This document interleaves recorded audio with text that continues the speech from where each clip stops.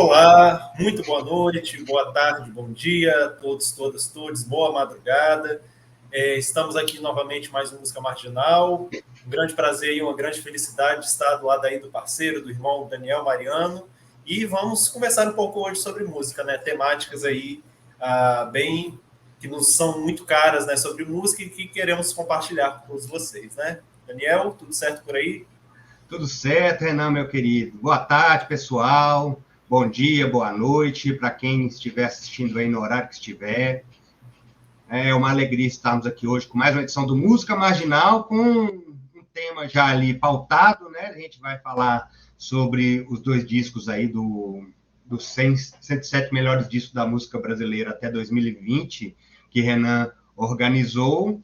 E hoje vamos falar do número 91 e 90 da lista, né? E mais atualidades, né? Que vão aparecendo aí no processo. Então, hoje nós temos quais discos, Renan?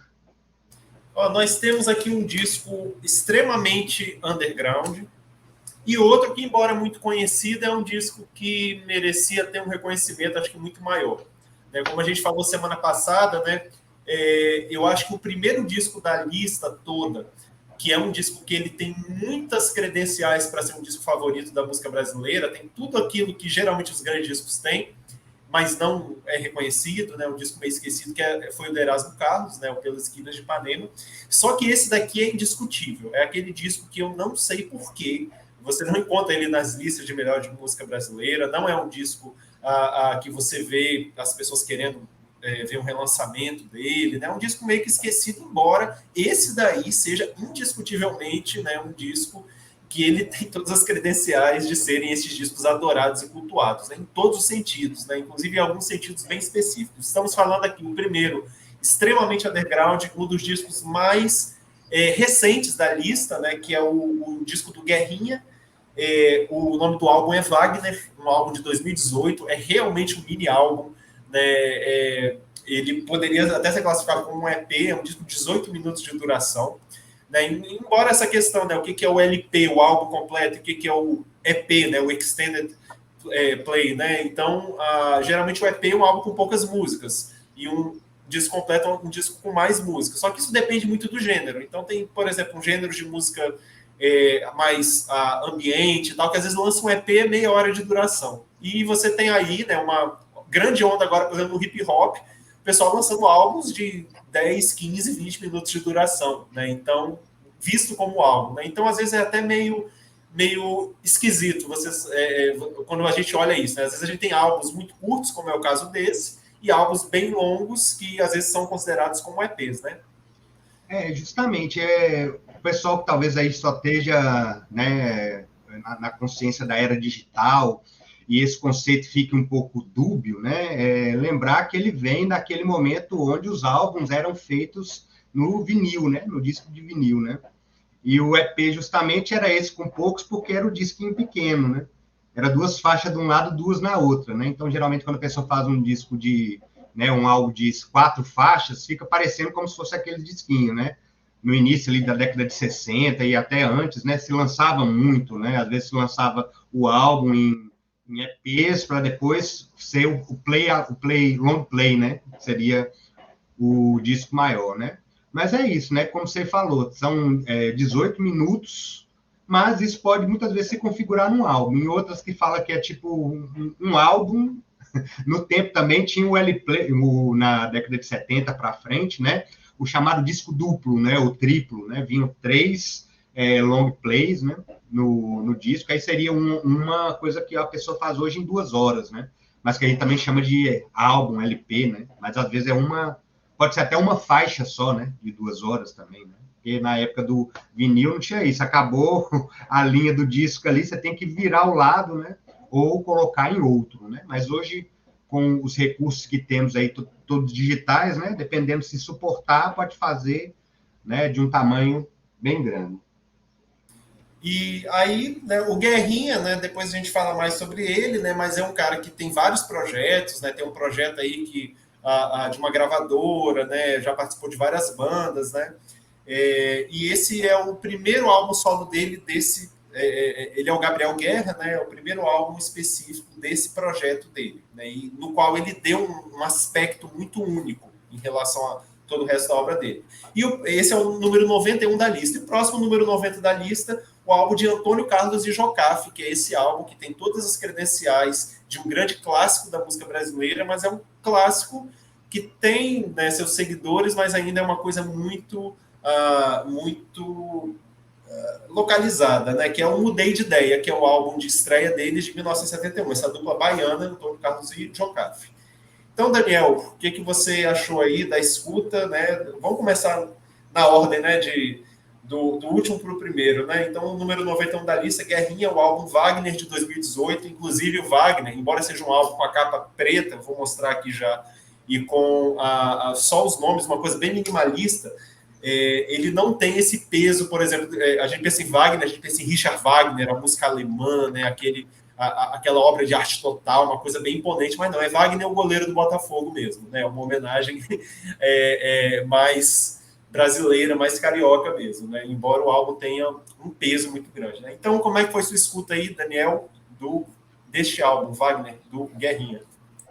Renan, ela, apesar, né, de estar dividida ali em 8 faixas, quando eu escutei, ela tem uma progressão, né, de uma para outra muito tão fluida que parece que é uma faixa só, né, que vai se desenvolvendo ali quase como um progressivo, né, embora ela não tenha uma dimensão de mudar a paisagem sonora. O que acontece? A textura dela, né, me soou sempre homogênea, sempre a mesma. Né? Ou seja, tem ali a batida atrás, né? Tem o som do saxofone, tudo com muito reverb. Chalé, edifício, gazebo, pancho, auditório, mirante, bosque e rancho. Justamente, foi criando, né? Passando por essas paisagens, mas sempre com uma mesma textura. Que é isto, né? Assim, a instrumentação era constante, era a mesma instrumentação, né?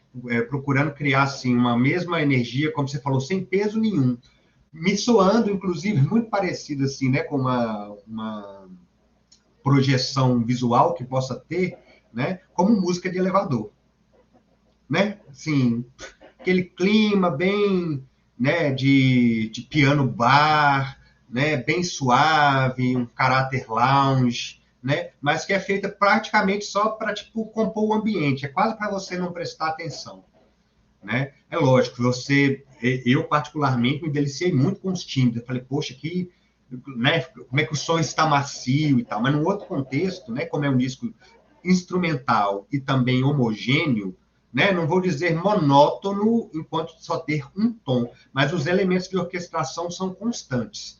Né? Coisa, por exemplo, muito distinta do Antônio Carlos de Jocafe, que nós vamos falar mais à frente, né? Que tem, né, traz outras dinâmicas. Então, assim, gostei muito da escuta, uma escuta suave, né? O pessoal tem chamado hoje lo-fi,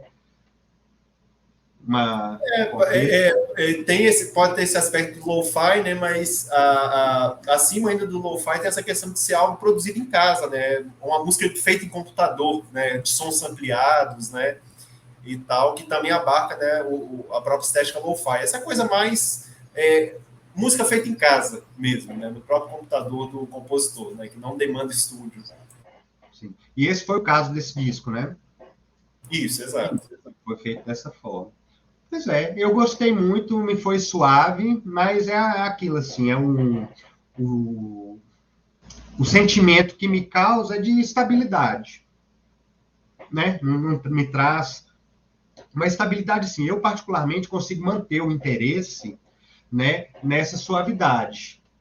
Né? Porque, às vezes, é interessante no processo de composição trazer novidade, né? Sempre trazer um elemento novo para que te, né, prenda a atenção né, de quem for mais disperso. Mas como, né, escutei assim, com essa tranquilidade, não, deixa eu só, né, ouvir, sentir, consigo parar para escutar 18 minutos de música sem me deixar enfadado, mesmo que seja, né, com uma constância extrema. Mas não sei se os ouvidos mais ansiosos conseguiriam passar de 5 minutos, sabe? O que você acha? Eu acho que é isso, né? Tanto que essa impressão que você teve é a mesma minha, né? Então, não parece ser um álbum de 18 minutos com 8 músicas diferentes. Parece ser uma única faixa de 18 minutos que ela vai se desenvolvendo. Uma coisa que talvez meio que afugente as pessoas, né? É a questão dela de ser meio atemático, né, de não ter as melodias que vai, acontece e repete. Acontecem melodias, né? Mas elas são meio dispersas, e acontece, muda para outra coisa, né? Então, assim, o caráter, se a gente fosse colocar isso, né, em um gênero musical que é muito parecido com isso que ele utiliza, seria o smooth jazz, que seria mesmo esse jazz, música de elevador, né? Esse jazz que não vai atrapalhar ninguém, que não vai ter altos e baixos, né? Aquela musiquinha de fundo de elevador mesmo. Só que tem dois aspectos, né, que ele faz.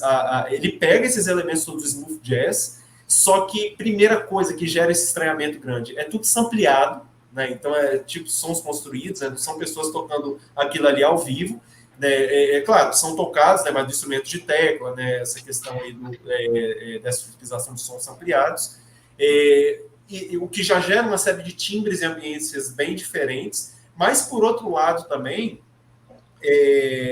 embora sejam melodias, né, que são fragmentos melódicos que remetem a esse smooth jazz agradável, só que tem uma certa instabilidade, né? É como se fosse realmente o smooth jazz virado do avesso. É como se fosse essa música de elevador, só que muito estranha, muito esquisita, meio sem direcionamento, sem um refrão, sem as melodias definidas, né? Então isso talvez afaste muita gente, porque gera essa estranheza, né? Ou seja, você tem a nível de timbres, né, os tipos de som, você tem algo muito conectado a algo familiar, agradável, mas em relação aos temas musicais, eles são meio vaporosos, meio tortuosos, meio quebradiços e tal, né? Os discursos e tal, não tem uma reiteração das melodias, né? Então é uma coisa meio difusa demais. E como você tem 8 faixas que seguem esse mesmo fluxo, né? A gente meio que vê tudo como uma coisa só.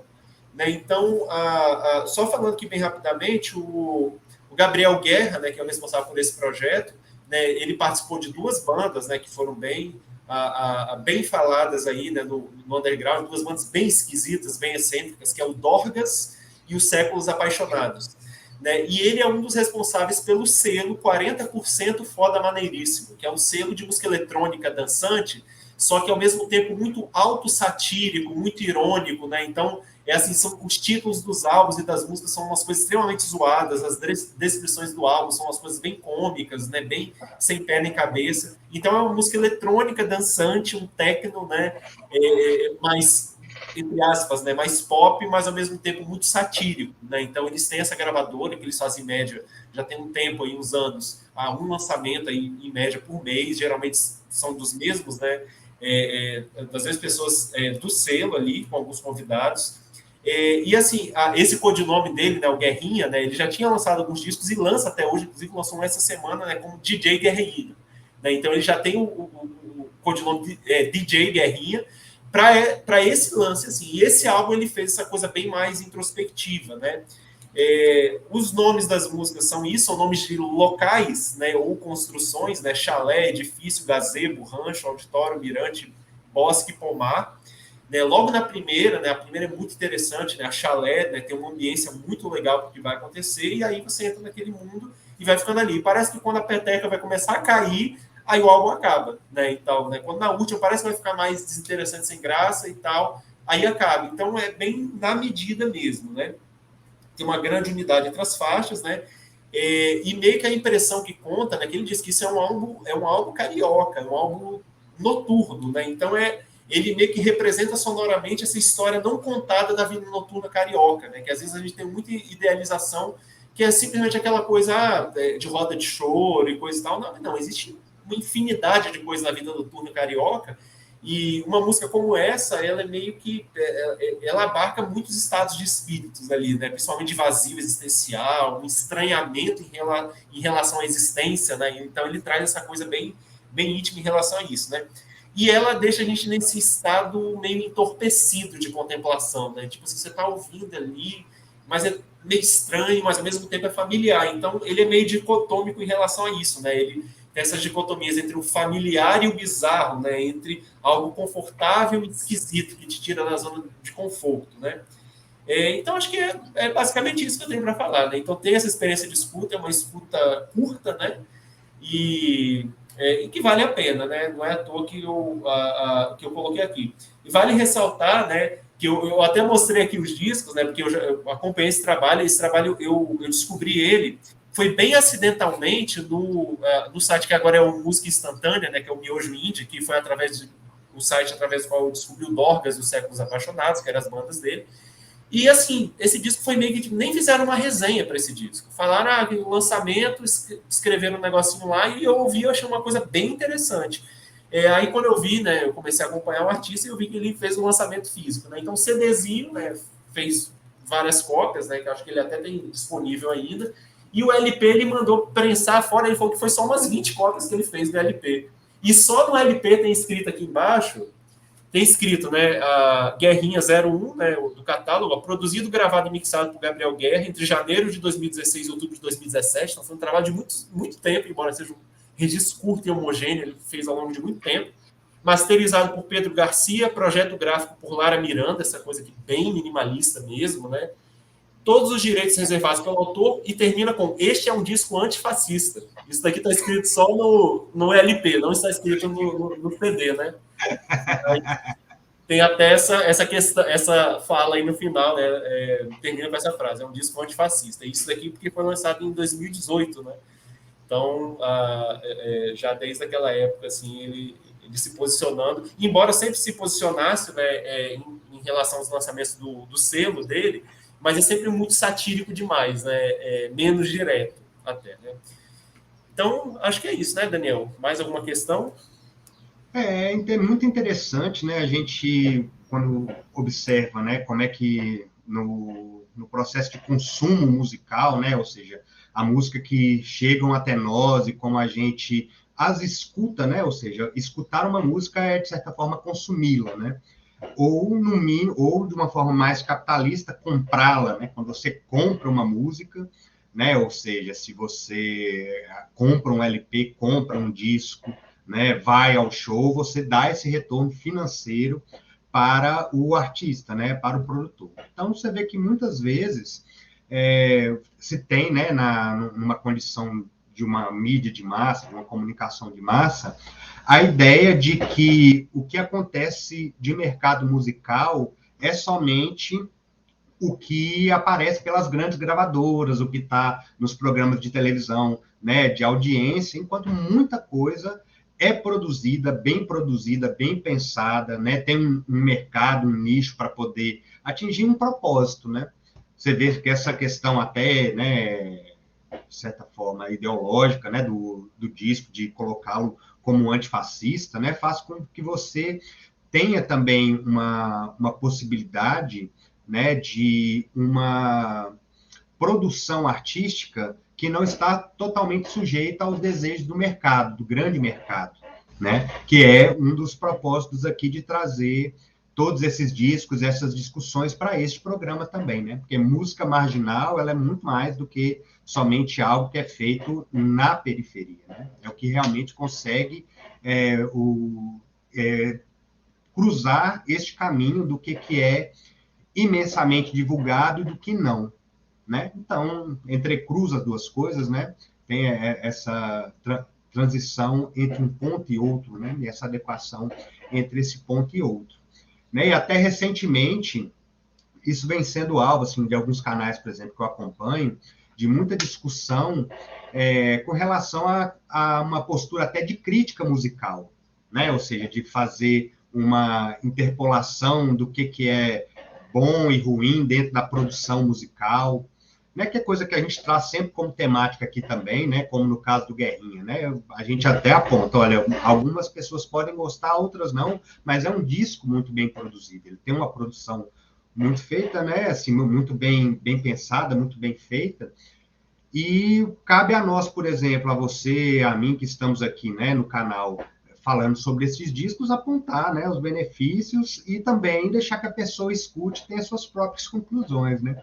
mas você vê que, às vezes, a questão da crítica se torna, muitas vezes, só falar mal e detonar um disco, né? Ou detonar um disco, detonar um artista, né? Tem alguns canais que eu acompanho, um de um crítico chamado Regis Tadeu, que tem gente, assim, tem, né, amor e ódio por ele, porque ele realmente, às vezes, tem uma tendência muito grande para alguns elementos, e o que ele não gosta, de gosto pessoal dele, ele procura detonar de várias formas, né?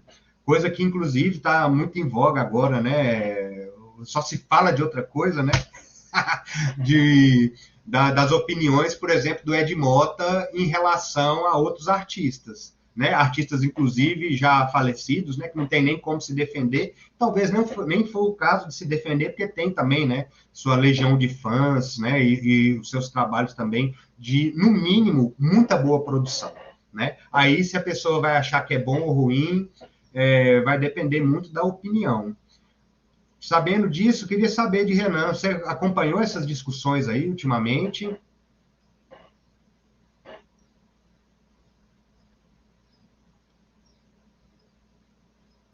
Voltamos. Voltamos.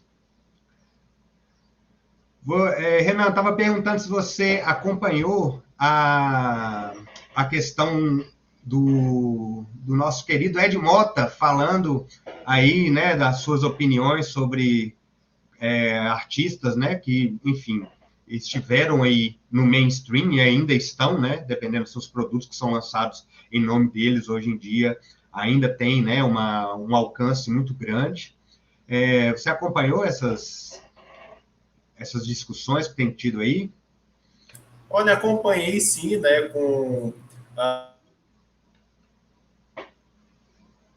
achando muita graça, né, e tal, né, da figura que é o Ed Mota, né, mas traz à tona muitas questões, né, porque antes de tudo, uma coisa que a gente sempre traz aqui é a música, né, a pessoa ouve música não é só pela música, né, então tem muitos outros aspectos, né, então tem a poesia, né, a letra da música, o conceito daquela música em si, daquele gênero, daquele artista, né, então assim, obviamente uma pessoa que é super apaixonada por rock, ela naturalmente ela vai ter uma afinidade muito maior com o rock. Você pode mostrar os melhores álbuns de jazz para ela, se a pessoa não gosta de jazz, ela vai falar, não, é um negócio esquisito de jazz que eu não gosto. Pode mostrar as maiores obras-primas para ela que ela não vai gostar.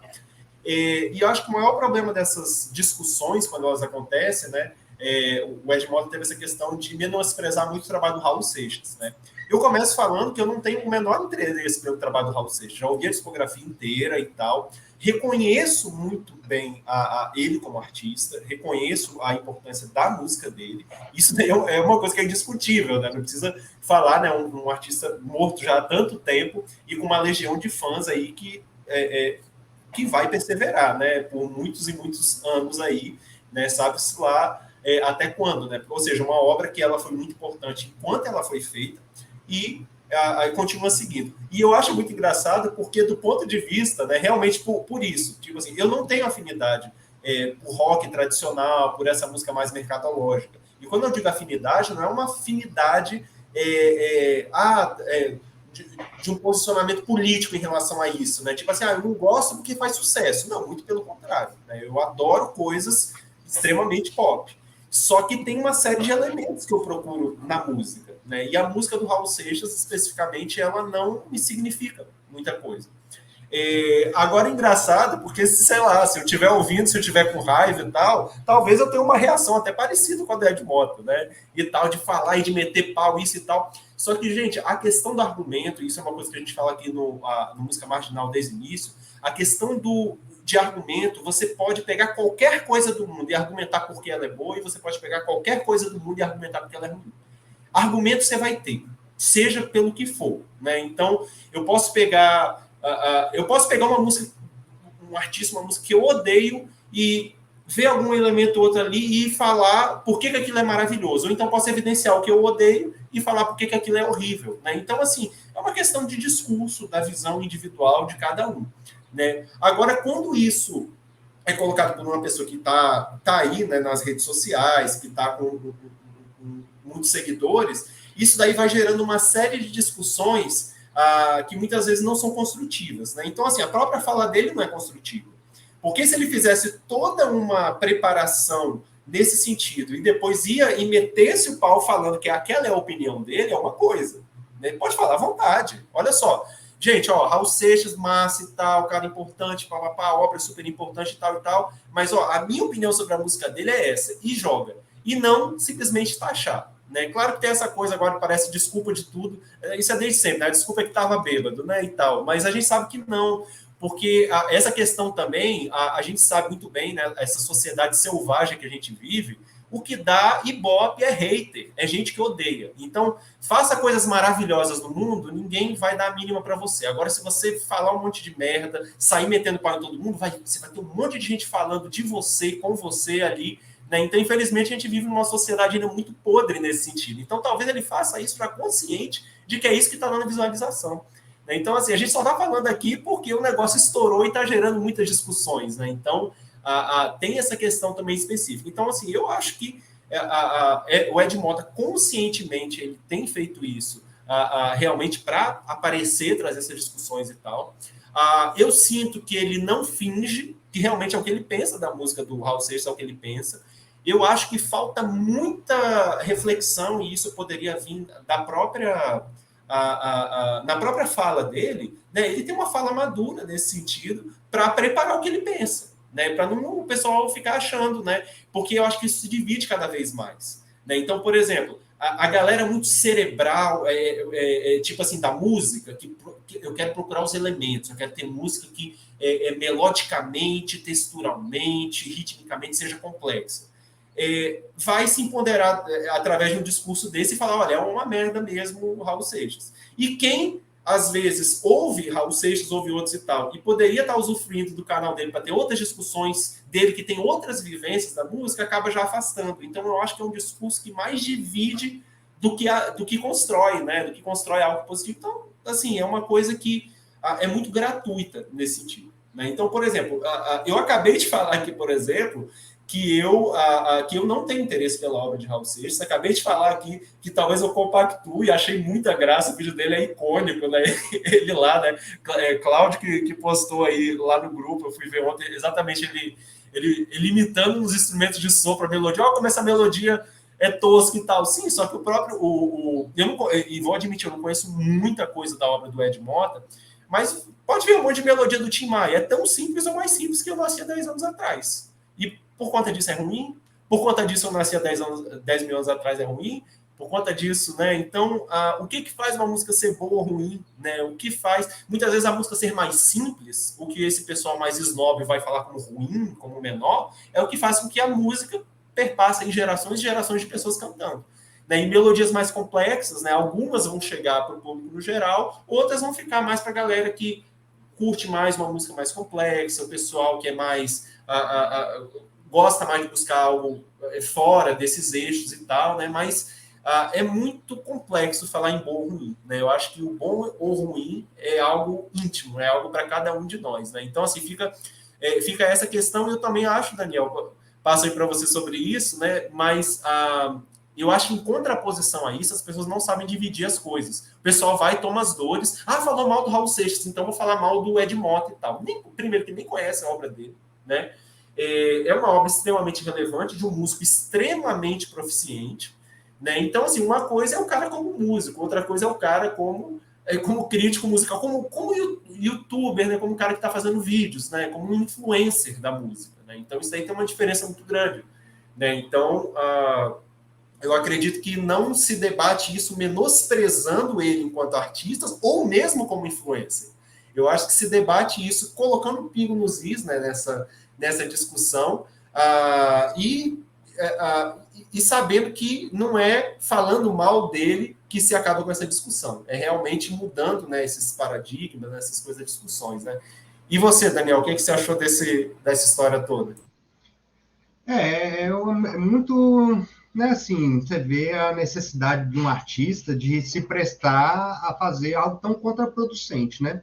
Porque, ou seja, não acrescentou em nada, você vê que a opinião dele sobre isso não acrescentou em nada, mas é bom frisar que tem muito apontamento dele extremamente equivocado, né? Extremamente equivocado. Por exemplo, colocando que o Raul Seixas trabalhou na CBS, foi produtor da CBS, mas inclusive lá ele foi altamente subversivo.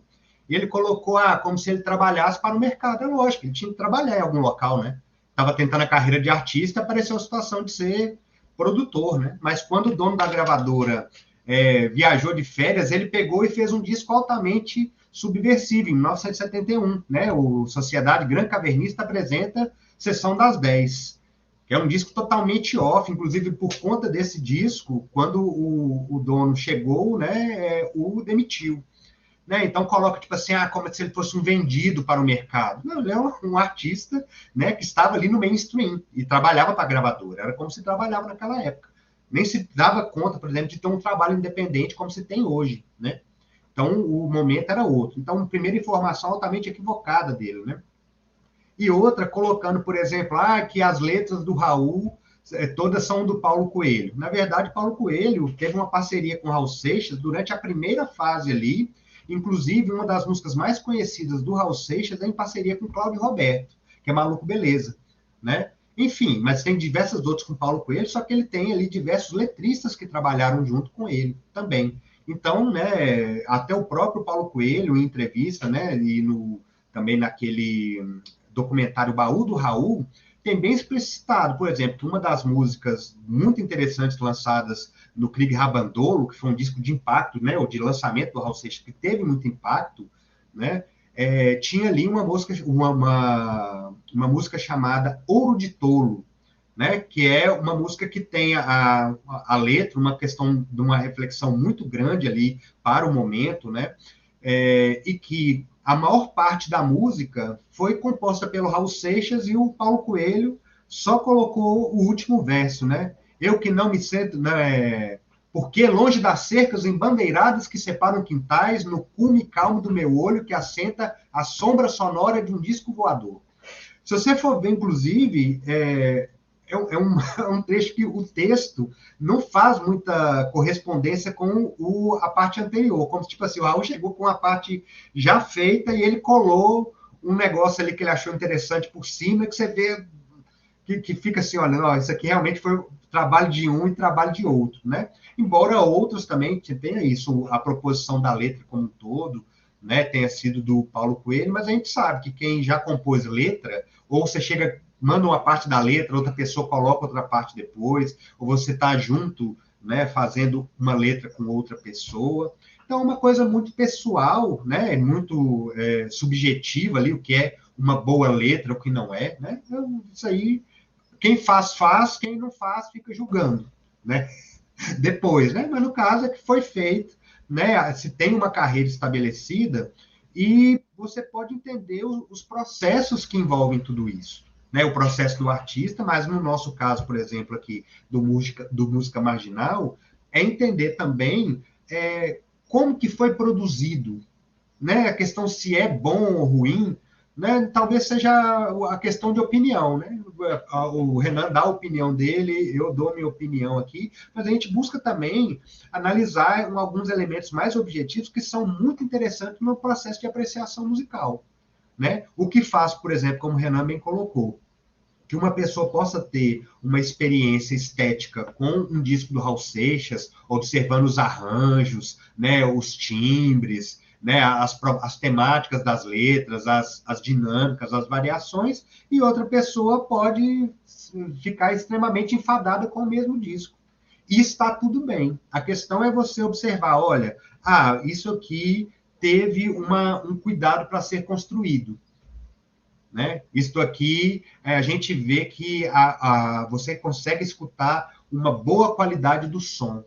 Né? Foi bem mixado, que a gente chama, né? Mixado é quando você pega todos os instrumentos ali e consegue deixá-los de uma forma harmoniosa ou da forma como você queira expressá-la esteticamente, né? Então não tem um padrão, não tem uma forma. Mas a questão é, você conseguir observar estes elementos para que depois você tenha, inclusive, uma construção do seu gosto, né, mais ativa, e não simplesmente ficar assujeitado à opinião de um artista que às vezes você gosta e ele fala mal de um disco, você vai na onda dele, mas você mesmo não se apropriou, né? Não teve ali realmente uma condição de uma escuta ativa para ter a sua própria opinião sobre o disco. Então é isso também que a gente busca desconstruir aqui, né? Ou seja, a gente apresenta os discos, mas também diz para vocês, olha, escutem, né? Tirem suas próprias conclusões, passem por essa experiência também, né? Embora a opinião de Renan possa ser uma, a minha outra, né? Não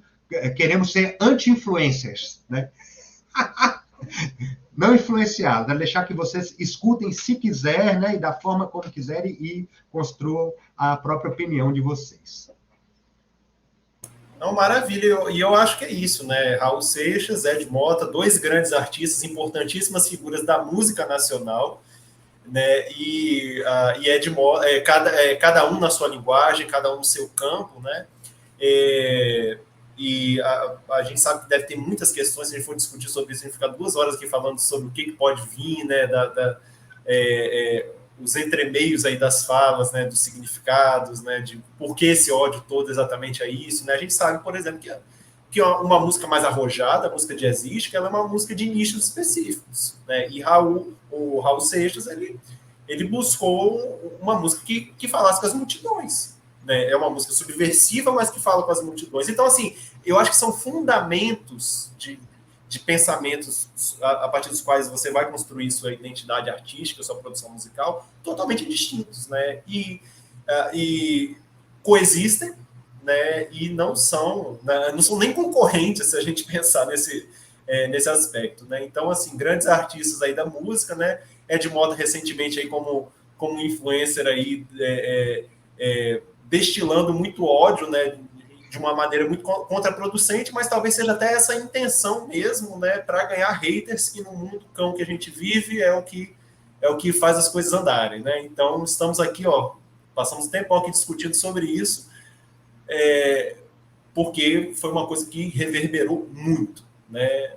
Reverberou bastante. E foi muito engraçado, né? A figura muito, muito engraçada ali.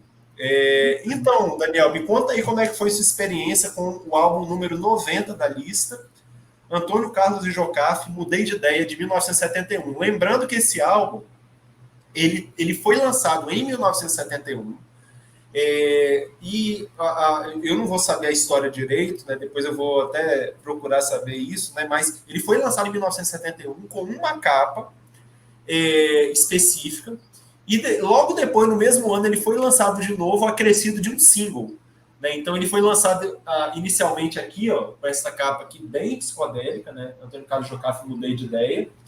Dá para ver até que as fotos vão ser da mesma sessão, né? E o layout é exatamente o mesmo atrás e na frente também. Só que aí depois eles incluíram, né, uma música, né, que é a Desacato, que era um single, né, que deve ter sido lançado entre os dois, né, e é do mesmo ano, o relançamento. Você vê que a sessão de fotos é a mesma, embora as fotos sejam diferentes. A versão específica que a gente vai falar sobre é essa, que tem Desacato, que é um samba belíssimo, né? No outro disco, ao invés de Desacato, né, muda um pouco a ordem das faixas, e tem a faixa da Lena, né? Então eu prefiro essa segunda versão, né, que inclui essa Desacato, né? Daniel, diga aí sobre sua experiência aí com este disco dessa dupla baiana, Antônio Carlos Jocafe, Mudei de Ideia, de 1971, na segunda versão lançada também nesse próprio ano. Renan, rapaz, esse álbum eu fiquei impressionado, porque eu conhecia até mais de nome, né, os compositores, artistas, né, o Antônio Carlos e Jocafe, mas tinha escutado músicas dispersas, nunca tinha ido atrás, deixa eu escutar a obra do Antônio Carlos e Jocafe. Então eu imaginava que não sabia nem mais ou menos a época, né? Tinha poucas informações, sabia que era da década de 70 ali, mas não sabia se era no início, se era no final. Me parecia que era artistas de samba, né? Exclusivamente, né? Como diversos outras, né? Da década de 70, que no contexto da MPB eram sambistas, né? Porque fiquei influenciado pela música, né? Mais conhecida, que foi gravado por diversos outros artistas, que é o Você Abusou, né? Que é a música de abertura, né? Do disco, do lado A, né? Então, ela me parecia, tipo assim, tinha escutado ela já com a Beth Carvalho e tal, então me parecia assim, que era uma dupla de samba romântico, né? Tipo a GP, né? Que era meio que um pagode romântico ali do final de 70, começo de 80, né? Só que Renan, redondamente enganado. Que é isso, cara? Eu não tinha, né? Gratidão imensa por me aplicar esse disco, era um disco que eu não conhecia o álbum, né? Como um todo, e eu fiquei impressionado, porque eles se adiantaram em muitas coisas ali, né? Um pioneirismo que você vê que, tipo assim, tem muitos elementos de um samba funkeado, né? Que é um samba funk, ou mesmo um funk que a gente vai escutar um pouco depois, ou mais ou menos na mesma época, mas até um pouco depois, na música do Tim Maia, né, da remanescência do funk ali, do James Brown, tudo mais. Então, a partir da segunda faixa, tem vários momentos que tem esse trabalho assim muito mais funkeado, que por ser de 1971, mostra que se adiantaram em muita coisa. Né? Em 71 tinha gente que ainda estava ali fazendo remanescência do Iê, Iê, Iê no Brasil. Né? Ou era já numa fase mais psicodélica, por exemplo, como dos Mutantes, né? E já estavam até transitando para o progressivo ali para frente, né? Então, eu achei ele muito interessante por conta disso. Ele vai trazendo elementos depois, né, de volta com outro tipo de samba que não o samba romântico, né? Entra com um contexto mais folk que seria feito até uma música me pareceu muito o início de Rapaz Latino-Americano ali com a gaita, com violão folk, mas o Rapaz Latino-Americano do Belchior, inclusive, é de tempos depois, né? Não sei precisamente o ano, mas provavelmente ali de 73, 74 para frente, se o disco é de 71. Então, achei assim, um disco muito diversificado, muito interessante, né? E principalmente muito orgânico. Se vê ali que o pessoal que, né, a gente já vai ter um ouvido mais treinado aí com relação à questão das gravações, que foi todo mundo gravado junto ali, né? Que, por exemplo, não é como hoje a gente consegue, com softwares, né, acertar milimetricamente tudo. Ali não, ali é tipo assim, olha, sei lá, take 22, né, 1, 2, 3, 4 e grava, e gravou todo mundo junto ali, né? A voz, né, você vê assim, uma citação, que eu não vou falar nem de certa forma falha, porque a gente fica numa ideia hoje de uma perfeição vocal, mas a perfeição vocal ela vai acontecer numa situação de manipulação sonora. Né? Por exemplo, quando se usa um software para afinar, para você poder selecionar, olha, esse aqui é dessa faixa, esse aqui é o melhor take da outra faixa, você faz uma colagem, né, de momentos vocais ali que foram gravados às vezes 10, 20 vezes, né? Aqui não, você vê que estava ali num dado momento, então você vê um certo esforço na voz que é muito orgânico, que é o que você vai escutar, por exemplo, numa apresentação, num show, né? E hoje em dia, na verdade, muita gente nem tem cantado, né, de forma realmente orgânica, né? Rola um playback, a gravação em atrás e a pessoa dubla, né? Mas aqui é muito nítido essa organicidade dos instrumentos, né? Soam muito bem e soa muito diverso. Coisa, por exemplo, que é um contraponto ao disco do Guerrinha, né? O Wagner, que é totalmente homogêneo, são os mesmos timbres, aqui não. A cada música, né? E tudo com um caráter muito grande do que depois se configurou com a chamada, né, MPB, que não é em si um estilo, mas um contexto histórico ali, né? Que inclusive vários artistas se integram ali. E o que eu fico impressionado, realmente, como você falou, como que esse disco caiu no apagamento. Os dois, enquanto artistas, né? Porque hoje em dia não sei nem se estão vivos e tal, talvez você tenha essa informação, mas o Sim, disco vivos e ativos. e ativos, né? Mas você vê que eles não estão, passam longe, né, de qualquer situação de mainstream. Embora essa música já foi gravada por artistas muito reconhecidos dentro do que é mais divulgado da cultura de massa. Daniela Mercury tem uma gravação dessa música. A Beth Carvalho tem uma gravação, enfim, e é uma música, quando a pessoa quer colocar, fala assim, olha, bom, deixa eu botar uma música que vai funcionar no repertório, facilmente grava, no mínimo você abusou, né? Um outro trecho que eu escutei da segunda faixa, que é essa Cabaluerê, que é lógico, na hora que eu escutei, eu falei, pronto, agora eu vi onde que o Marcelo D2 chupinhou, né? Pegou, né?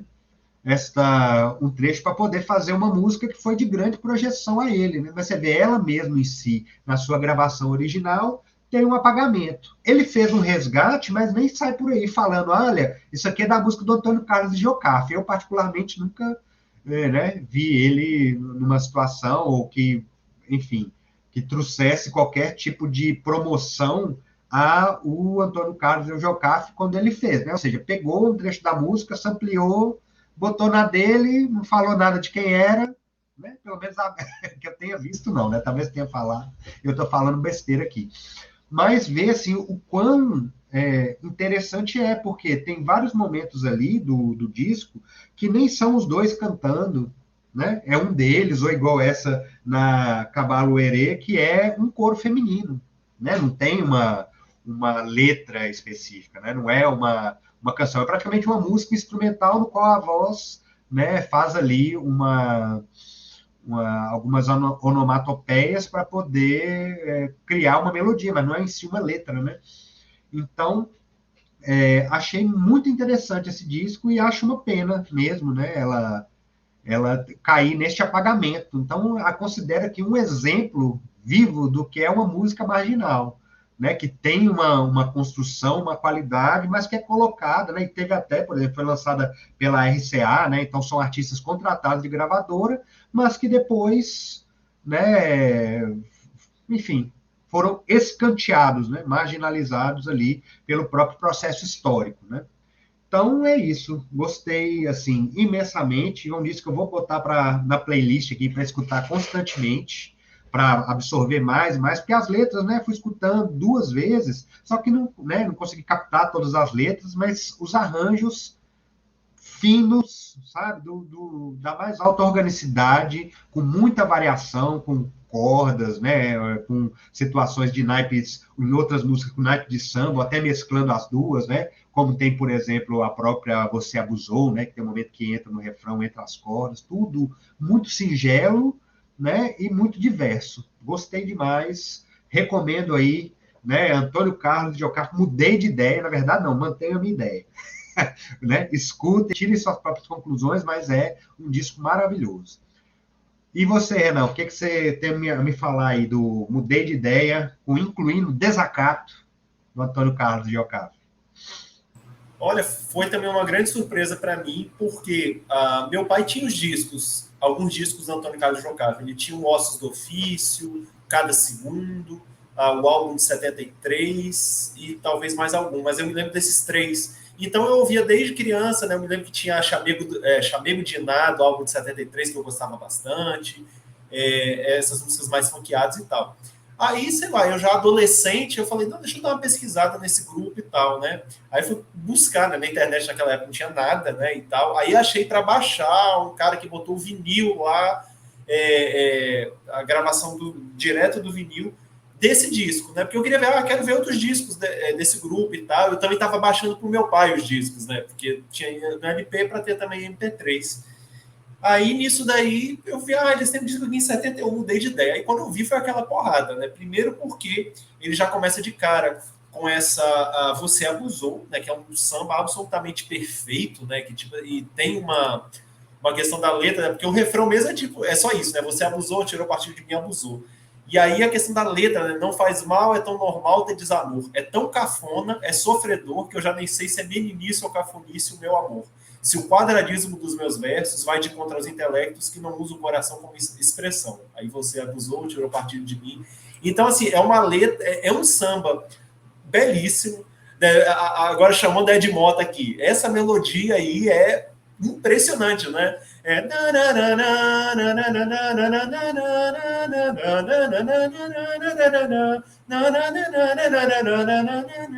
Um arco melódico assim perfeito, maravilhoso, com arranjo de cordas, com harmonia perfeita ali, realmente uma grande melodia, uma grande composição, uma grande letra, assim, um samba impecável, né? Então, e eu me assustei porque essa música eu sempre ouvia nas rodas de samba lá, né, com meu pai, com minha mãe, né? Eu sempre ouvi essa música e eu sempre tinha um caramba, sabe? Que geralmente você ouve, geralmente a boa parte dos sambas, né? Tem uns graus básicos ali e tal, né? Da harmonia, tem uma harmonia mais simples e direta. E essa música não, é um negócio extremamente arrojado, é um samba muito complexo, muito modernizado, né? Então, quando eu ouvi a gravação dela, enlouqueci. Aí a segunda música, um funkzão, né? Se Quiser Valer, né?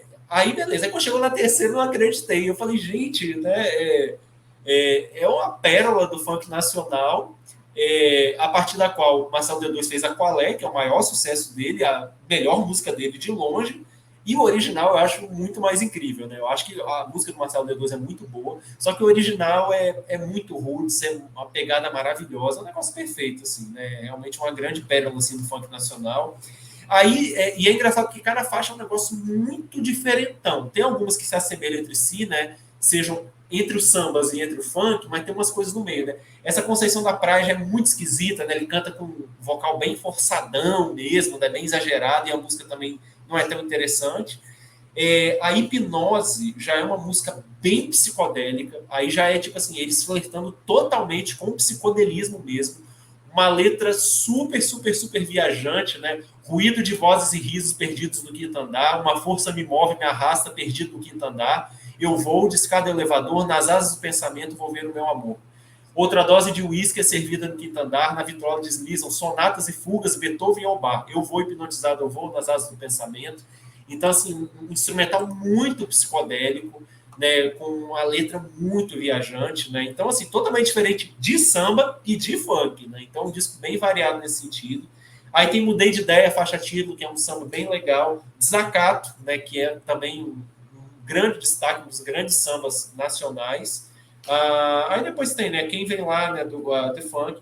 Aí tem essa música aí bem na pegada, essa pegada de gaita, de música americana, só que assim, muito esquisita, né? Aquela coisa do cômico, né? Meio tipo assim, aqueles momentos mais mutantes querendo ser cômicos, né? E tal, né? Que é a Nordwest. E depois tem lá, né? Morte do Salve, Deus o Salve, né? Um que é um samba rápido, outro que é de funk, e a Bonita, que finaliza o álbum, que é uma canção acústica, né? Bem suavezinha. Então, assim, um álbum incrível. O diretor artístico do álbum é o Alfredo Corleto, coordenador artístico Rio do Hora. As composições são todas de Antônio Carlos Jocafe, são todas. Duas delas com outros coautores, né? Morte do Amor com Alberto Santos Pinheiro e Deus o Salve com Ildásio Tavares. E os arranjos, tem uma música, duas arranjadas pelo Rogério Duprá, bem conhecido aí da Tropicália. Tem aqui muitas músicas pelo Alexandre Barreto, pelo Maestro Silvestre. Não, aqui é da Lena, que é do outro álbum. E também tem o José Briamonte, que inclusive faz o arranjo de Você Abusou, né? E Quem Vem Lá. Né? Então, mas a maioria dos arranjos são de Alexandre Barreto. Tem uma guitarra fuzz, né? Aquela guitarra bem exageradona que acontece. É do Lenny Gordon, né? Que é bem conhecido, né? Enfim, tem os músicos aqui, mas é curioso porque os músicos aparecem só o primeiro nome. Né? Eles botam só o nome.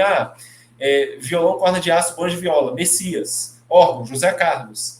Né? Baixo, Cláudio, Boneca e Zé Carlos. Então, é só o primeiro nome, né? Eles nem colocam os nomes completos aqui nos créditos do álbum, né? Mas eu acho que é isso, né? Um álbum incrível, né? Realmente, para fazer justiça, o único local que eu vi esse álbum em uma lista de melhores da música brasileira foi numa lista da Pitchfork Media, ou seja, uma lista de um site americano, assim, falando de uma coisa mais mainstream de listas, né? Mas falando que esse era um dos melhores discos brasileiros nessa época, Tropicália, pós-Tropicália, e esse disco estava lá. Mas é um disco assim, ausente de tudo quanto é lista. Né? Esses livros que eu falei aqui, né? O livro organizado pelo Gavan e colaboradores, os livros do Beto Araújo, né? Esse disco aqui não se encontra lá. Né? E nas listas de melhores de música brasileira, né? Da Rolling Stone e tal, né? Um disco ausente. Né? E se eu não me engano, é um disco que não teve ainda um relançamento físico brasileiro. Talvez é um dos grandes hiatos aí não ter esse disco relançado. Né? Seja em uma versão da outra, ou das duas, né? Mas eu acredito que tem procura porque ele dialoga muito, né? Ele tem, como eu falei, repito, aqui ele tem todas as credenciais, né, de ser um disco assim, altamente cultuado. né? Embora esse momento ainda não chegou, mas acho que chegará em breve, né, para esse disco, né? Muitos dos quais a gente falou até aqui são desfadados a underground e nicho o resto da vida. Nunca vai ser assim, mas esse parece que tem todas as credenciais de ser um disco assim, cultuado mais por galera que gosta do vinil, galera que gosta de música mais pop, mas também das coisas mais undergrounds, dessa coisa mais do samba e do funk mais alternativo brasileiro, né? Então, assim, tem gosto para tudo, agrada todo mundo, né? Para todos os gostos. Então é isso, Daniel. Mais alguma coisa aí? Algo mais a declarar? A declarar que é recomendar aí a todas e todas e todos e todes que possam escutar aí Guerrinha de Wagner, né? Na verdade, de Guerrinha de 2018. Tem ele aí no YouTube, né? Nas diversas outras plataformas também. Escute, tire suas próprias conclusões. E depois deixe aí nos comentários o que você achou do disco e tudo mais, também do LP. E do Antônio Carlos de Jocafe, mudei de ideia, né? Recomendamos também que vocês escutem, porque, né, se você já tiver aí um contato com outros artistas da década de 70 e 80, você vai ver, né, o pioneirismo dessa dupla aí em 1971, né, e a ousadia, né, de trazer no mesmo álbum, né, gêneros tão diversos, né, e de uma forma, inclusive, pioneira, como, por exemplo, os funks, né, que o Jorge Ben, na época, já estava desenvolvendo, e tem muitas coisas aí também que lembram o Jorge Ben, mas assim, com essa pegada do funk que o Tim Maia trouxe aí um pouco mais à frente, você vê os elementos já estavam aqui com Antônio Carlos e Jocafe, né? Então, para que a gente não deixe esse disco cair aí no ostracismo, e como o Renan falou, né, que possamos alimentar aí para ele que tenha o seu destaque merecido. Bom, no mais, convidar todo mundo, né? Se gostou dessa discussão, compartilhe, né? Envie aí para suas amigas, para seus amigos, se gostam aí dessa discussão, de saber mais sobre, né, discos que não estão aí em voga, né? Divulgados na grande mídia. E também curta aí nossos canais, né? No Instagram, o @NE360 e o @Música Marginal. Nos siga aí para saber mais informações. E deixe seus comentários, se você gostou, se você não gostou, né? Sempre ajuda a gente. Se você gostou, compartilha com os amigos. Se não gostou, compartilha com os inimigos e vamos botar para rodar aí. É isso aí, Renan. Conte-me tudo. É isso, valeu demais, um prazer sempre e nos encontramos aí na próxima semana. Grande abraço aí a todo mundo, muito obrigado. Estamos juntos aí. Simbora! Valeu! Sextou, palheta! Simbora!